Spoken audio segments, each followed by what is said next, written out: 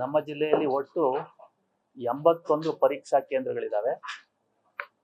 20,970 ಮಕ್ಕಳು ಪರೀಕ್ಷೆಯನ್ನು ಬರಿತಾ ಇದ್ದಾರೆ.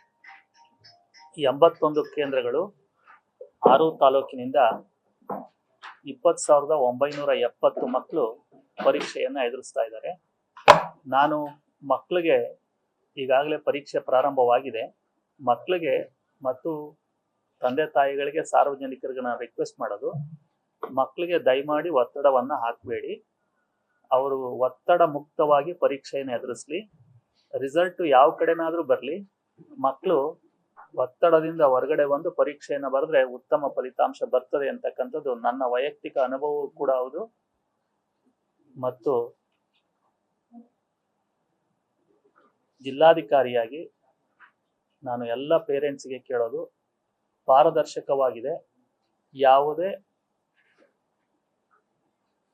ಸುದ್ದಿಗಳಿಗೆ ಕಿವಿ ಕೊಡದೆ ತಾವು ಮಕ್ಕಳನ್ನ ಪರೀಕ್ಷೆಗೆ ಸಿದ್ಧ ಮಾಡಿ ಕಳಿಸ್ಕೊಡ್ಬೇಕು ಅಂತೇಳಿ ನಾನು ಕೇಳ್ಕೊಳ್ತೀನಿ. ಮೊಟ್ಟ ಮೊದಲನೇದಾಗಿ ಈ ವರ್ಷ ಪಾಠ ಪ್ರವಚನಗಳು ಚೆನ್ನಾಗಿ ಆಗಿದ್ದಾವೆ.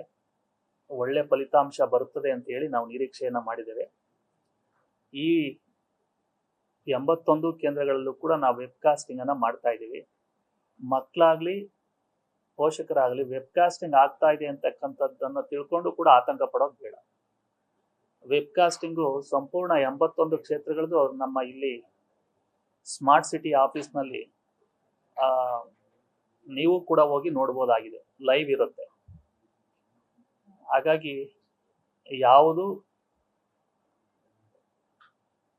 ಪರೀಕ್ಷೆಯಲ್ಲಿ ಅಕ್ರಮ ಆಗೋದಿಲ್ಲ, ಅಥವಾ ಪ್ರಶ್ನೆ ಪತ್ರಿಕೆಗಳು ಅಷ್ಟೇ ಪಾರದರ್ಶಕವಾಗಿ ಮಕ್ಕಳಿಗೆ ಕೊಡಲಾಗ್ತದೆ.